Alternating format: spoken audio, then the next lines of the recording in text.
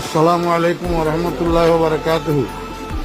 প্রিয় মুসলিম ভাই সব, আমি মাওলানা ফরিদউদ্দিন আল মোবারক বলতেছি। আমার মাদ্রাসা উত্তর হরিপুর জমিরিয়া মাদ্রাসা, বাংলা বাজার, ছাগলনাইয়া, ফেনী সম্পূর্ণ পানির নিচে নিমজ্জিত। মাদ্রাসার 3 সেট ঘরগুলা দেখতেছেন আপনারা, সম্পূর্ণ পানির নিচে, এবং রান্নাঘর পানির নিচে, মসজিদের ভবন এবং মাদ্রাসার ভবন নিচতলা প্রায় 65 পানির নিচে। মাদ্রাসার নিচে নামলেই অঠাই পানি, যেখানে ছাত্র শিক্ষকদের মাথার উপরেও 1 হাত পানি। এমতো অবস্থায় আমাদের খাওয়া দাওয়া, পায়খানা প্রস্রাব অসুবিধা হইতেছে, খাওয়ার পানির অসুবিধা হইতেছে।